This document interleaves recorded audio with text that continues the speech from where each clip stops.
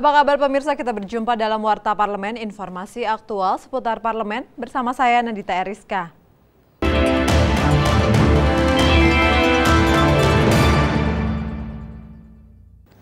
Terkait rencana penerapan program penyederhanaan golongan daya listrik terhadap pelanggan golongan 900, 1.300, 2.200, 3.300, dan 4.400 volt ampere, Komisi 7 DPR RI akan memanggil Menteri Energi dan Sumber Daya Mineral serta PLN untuk dimintai penjelasannya.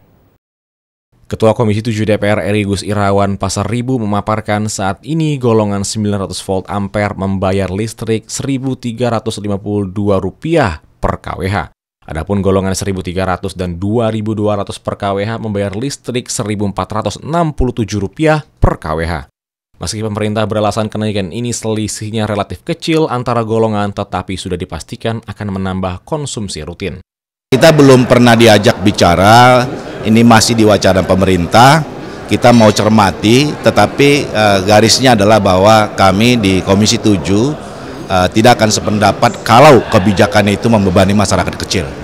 Anggota Komisi 7 Eni Maulani Saragi menegaskan akan menolak jika program tersebut menjadi beban masyarakat. Eni juga mengaku sejauh ini Komisi 7 belum tahu alasan pemerintah. Eni meminta pemerintah tidak asal membuat program, namun malah membuat gaduh masyarakat. Pemerintah juga jangan asal bunyi, langsung menyederhanakan yang membuat kaget semua orang. Gitu loh ya. Karena yang 900, 1.300, kalau yang biasanya mereka bayar setiap bulan, begitu loss, mereka mungkin akan asingkan pakai alat ini dan sebagainya, ternyata naik gitu ya. Nah, begitu loss kan ini juga sama juga pemborosan untuk mereka gitu. Fiten dan Tegar, TVR Parlemen melaporkan. Komisi 10 DPR RI mendorong pemerintah menambah anggaran untuk pelestarian cagar budaya dan pariwisata di daerah-daerah. Komisi 10 yakin dengan meningkatkan kegiatan pariwisata akan meningkatkan pertumbuhan ekonomi daerah. Usai pertemuan tim Komisi 10 DPR RI dengan Pemda Bengkulu, Dinas Pariwisata, Dinas Pendidikan dan Kebudayaan beserta stakeholder terkait, Ketua Komisi 10 DPR RI Joko Ucianto mengatakan Provinsi Bengkulu mendapatkan anggaran 11 miliar dalam APBN tahun 2018 dari Kementerian Pariwisata. Dengan anggaran tersebut diharapkan dapat meningkatkan sektor pariwisata yang ada di Provinsi Bengkulu. Terkait rencana pembuatan film tentang istri Presiden Indonesia Fatmawati yang berasal dari Bengkulu, menurut Joko Ucianto, film tersebut perlu didukung. Film yang mudah-mudahan film ini menjadi film yang sangat luar biasa, yang berjudul Ibu Fatmawati Bunga dari Bengkulu. Nah, kalau ini nanti bisa terwujud untuk menggugah generasi muda kita ya, untuk meneladani ya Ibu kita Fatmawati. Anggota Komisi 10 DPR RI Dadang Rusdiana mengatakan pemerintah daerah Bengkulu harus lebih serius dalam memajukan pariwisata karena sektor pariwisata dapat meningkatkan pertumbuhan ekonomi masyarakat di Provinsi Bengkulu. Ada beberapa daerah yang nampak serius sekali menyatakan diri sebagai daerah dengan menempatkan pariwisata sebagai sektor unggulan. Tetapi ada juga daerah yang tidak mengedepankan pariwisata. Jadi itu akan kembali lagi kepada kesiapan daerah, keseriusan daerah untuk menjadikan wisata itu sebagai sektor unggulan. Dari Provinsi Bengkulu, Ridwan, TVR Parlemen melaporkan. Komisi 11 DPR RI mendorong terciptanya reformasi perpajakan melalui revisi Undang-Undang Ketentuan Umum Perpajakan atau KUP. Komisi 11 juga menginginkan adanya ekstensifikasi perpajakan untuk meningkatkan jumlah wajib pajak dan perluasan objek pajak. Dalam rangkaian kunjungan kerja ke Provinsi Sulawesi Selatan baru-baru ini, Komisi 11 DPR RI menggelar pertemuan dengan jajaran kantor wilayah Kementerian Keuangan, BPK, dan BPKP Provinsi Sulawesi Selatan. Anggota Komisi 11 DPR RI Amir Uskara menilai penerimaan pajak di Sulawesi Selatan masih jauh dari target yang diharapkan.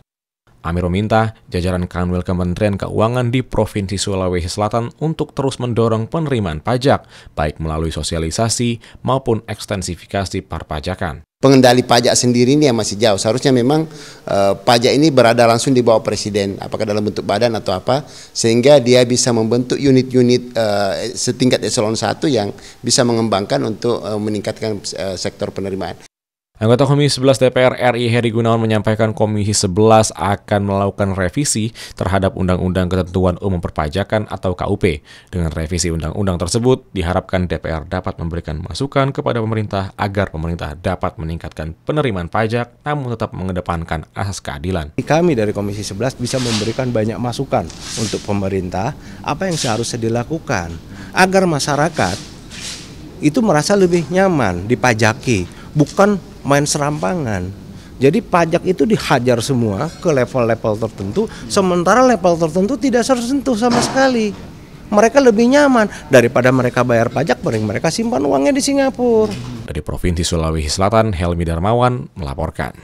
Wakil Ketua DPR RI Fadlizon mendorong peningkatan kerjasama antara Indonesia dengan Ukraina, khususnya dalam bidang pertanian, mengingat Ukraina berlimpah dengan gandum dan daging sapi, sementara Indonesia memiliki minyak sawit dan kopi. Kedepan diharapkan semakin banyak komoditas yang diperdagangkan kedua negara.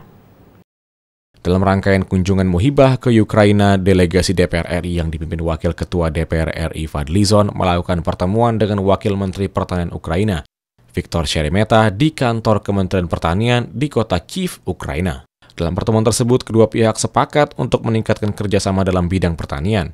Fadlizon mengatakan Ukraina merupakan negara yang sangat melimpah hasil pertaniannya dan bisa menjadi sumber impor pangan kita, mengingat harga-harga pangan di Ukraina sangat murah, termasuk harga daging sapi. Ukraina juga mengekspor gandum karena produksi mereka cukup tinggi, sampai 25 juta ton per tahun.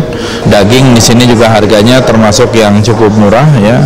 Dengan harga tadi disampaikan daging per kilonya itu 2 sampai 3 dolar per kilo. Saya kira ini angka yang sangat masuk akal ya ketimbang yang selama ini kita dapatkan dari negara seperti Australia atau New Zealand. Sementara itu, anggota Komisi 6 DPR RI Nur Zaidi Tanjung yang ikut dalam rombongan kunjungan kerja di Ukraina melihat potensi kerjasama perdagangan dengan Ukraina bisa lebih ditingkatkan. Menurutnya, Indonesia bisa mengekspor beberapa komoditas lain yang berlimpah, diantaranya karet ke Ukraina. Petani karet kita sangat kesulitan juga untuk memasarkan produksi karet mereka. Ini kalau mungkin melalui kedutaan besar kita untuk mencoba mencarikan jalan keluar untuk mengatasi kesulitan pasar terhadap karet tersebut. Dari Kyiv, Ukraina, Helmi Adam, TVR Parlemen melaporkan. Demikian Warta Parlemen kali ini, sampai jumpa pada Warta Parlemen berikutnya. Terima kasih atas perhatian Anda, saya Nandita Eriska, wassalam.